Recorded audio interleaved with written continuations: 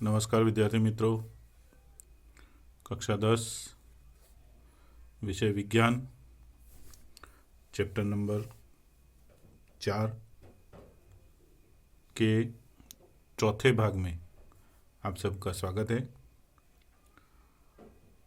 तीसरे भाग में हमने देखा संतृप्त हाइड्रोकार्बन की इन इलेक्ट्रॉन संरचना कैसे होती है। हमने इथेन की C2H6 की इलेक्ट्रॉन रचना का उदाहरण समझा।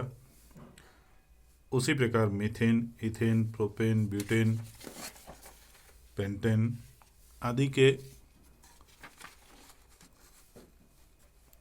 संरचनात्मक सूत्र और आणवीय सूत्र भी देखे।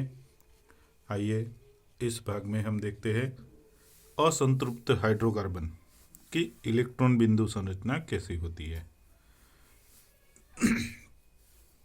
असंतृप्त हाइड्रोकार्बन के उदाहरण में इथीन और इथाइन का उदाहरण लेते हैं। तो एल्केन में इथीन C2H4 कार्बन के दो परमाणु, कार्बन कार्बन परमाणु के बीच में द्विआबंध है, यानी दो इलेक्ट्रॉनों का आबंध बनता है। इसलिए यहाँ पे आणविक सूत्र में संरचना सूत्र में कार्बन कार्बन के बीच में द्विआबंध है और हाइड्रोजन 4 है। तो यहाँ पे कार्बन के ये साझेदारी करके 2, 2, 4, 2, 6 और 2, 8 इलेक्ट्रॉन हो जाते हैं। और यहाँ पे हाइड्रोजन के 2, हाइड्रोजन के 2, हाइड्रोजन के 2 और यहाँ पे हाइड्रोजन के 2 इलेक्ट्रॉन हो जाते हैं। इसी प्रकार C2H2 में त्रिआबंध है। तो हाइड्रोजन के 2 परमाणु और कार्बन के 2 परमाणु जुड़ के इथाइन बनाते हैं। तो यहाँ कार्बन कार्बन परमाणुओं के बीच में त्रिआबंध की रचना बनती है। तो यहाँ पे HC त्रिआबंध, फिर कार्बन परमाणु, फिर हाइड्रोजन का परमाणु। आइए इसके कुछ और उदाहरण कोष्टक के रूप में देखें। तो एल्केन में इथीन C2H4, अभी हमने जो उदाहरण देखा उसकी बात कर रहे हैं हम। प्रोपेन C3H6, इसमें एक आबंध है, यहाँ पे 2 आबंध है।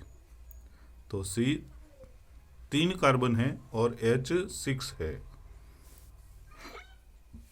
उसी प्रकार ब्यूटीन C4H8, तो यहाँ पे कार्बन कार्बन परमाणु की संख्या 4 है और 3 कार्बन परमाणुओं के बीच में एक आबंध है, जबकि छिल्ले अंतिम कार्बन परमाणुओं के बीच में द्विआबंध है। उसी प्रकार एल्काइन के सूत्र में उदाहरण में इथाइन C2H2, यहाँ पे त्रिआबंध की बात है। तो C2 और H2 जो हमने उदाहरण के अंदर देखा। प्रोपाइन C3H4, तो यहाँ पे कार्बन कार्बन परमाणुओं के बीच में 3 आबंध है और एक कार्बन के बीच में एक आबंध है। ब्यूटाइन C4H6, तो यहाँ पे कार्बन कार्बन परमाणुओं के बीच में त्रिआबंध है और बाकी कार्बन परमाणुओं के बीच में एक आबंध है और हाइड्रोजन भी उस कार्बन के साथ जुड़े हुए हैं। तो इस प्रकार से हम असंतृप्त हाइड्रोकार्बन के उदाहरण और उनकी आणवीय सूत्र और संरचनात्मक सूत्र देख सकते हैं। आइए संरचना के आधार पर हम हाइड्रोकार्बन के बारे में समझिए। तो यहाँ पे सीधी श्रृंखला वाले हाइड्रोकार्बन भी होते हैं। उदाहरण के रूप में सीधी श्रृंखला यानी कार्बन कार्बन परमाणु सीधी रूप में है, तो उदाहरण है प्रोपेन C3H8। तो इसी प्रकार C3 और H8 है, तो ये सीधी श्रृंखला है, तो ये सीधी श्रृंखला का उदाहरण है। शाखित श्रृंखला, तो शाखा युक्त श्रृंखला, जैसे ये सीधी संरचना भी है और एक C कार्बन परमाणु श्रृंखला में शाखित में जुड़ा हुआ है। दूसरा उदाहरण ये भी है, कार्बन अन्य 4 कार्बन परमाणुओं के साथ जुड़ा है। ऐसा किस परमाणु में होता है? किसके परमाणु में? हीरे में। तो अन्य 4 कार्बन परमाणुओं के साथ जुड़े हैं। उदाहरण पेंटेन, शाखित श्रृंखला का उदाहरण है पेंटेन। तो C5H12, तो ये सीधी श्रृंखला में है यानी सरल श्रृंखला है, और ये पेंटेन का दूसरा उदाहरण है, तो ये शाखित में है, शाखित श्रृंखला में, शाखा युक्त श्रृंखला बनी है। उसी प्रकार ये 4 अन्य कार्बन परमाणुओं के साथ हाइड्रोजन जुड़े हैं यानी C5H10 है। उपरोक्त उदाहरण में आणविक सूत्र समान है, पेंटेन के आणविक सूत्र समान है तीनों के, लेकिन भिन्न भिन्न संरचना है। ऐसे यौगिकों को संरचनात्मक समवाय कहते हैं।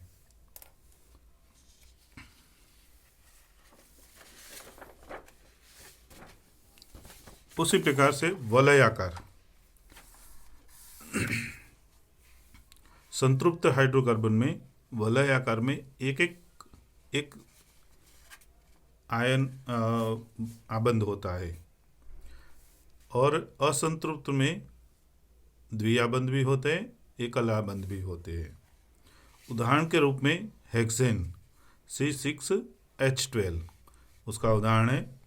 तो यहाँ पे कई जगह पे द्विआबंध है, कई जगह पे सिंगल आबंध भी है। यहाँ पे सिंगल आबंध है, जबकि यहाँ पे ये द्विआबंध है, यहाँ पे द्विआबंध है।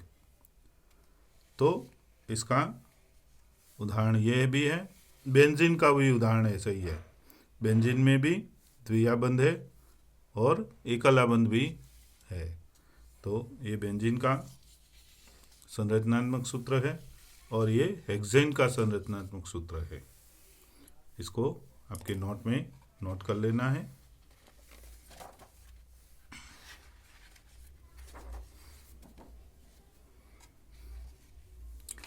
आगे नया टॉपिक देखते हैं,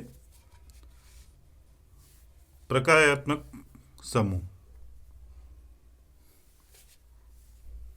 हाइड्रोकार्बन श्रृंखला में यह तत्व एक या अधिक हाइड्रोजन को इस प्रकार प्रस्तापित करते हैं कि कार्बन की संयोजकता संतुष्ट रहती है। ऐसे तत्वों को विषम परमाणु कहते हैं। फिर से एक बार समझे, हाइड्रोकार्बन श्रृंखला में यह तत्व एक या अधिक हाइड्रोजन को इस प्रकार प्रस्तापित करते हैं कि कार्बन की संयोजकता संतुष्ट रहती है। ऐसे तत्वों को विषम परमाणु कहते हैं। यह विषम परमाणु या विभिन्न परमाणुओं का समूह जो कार्बन यौगिकों को अभिक्रियाशील और विशिष्ट गुण प्रदान करते हैं, जिसे हम प्रयागात्मक समूह कहते हैं। तो ये प्रयागात्मक समूह यानी क्या, उसके बारे में समझ मिली। कार्बन के यौगिकों में कुछ प्रयागात्मक समूह के उदाहरण यहाँ पे दिए गए हैं। तो यहाँ विषम परमाणु यानी कार्बन हाइड्रोजन के अलावा अन्य तत्वों के परमाणु जुड़ते हैं, जैसे हेलो जिन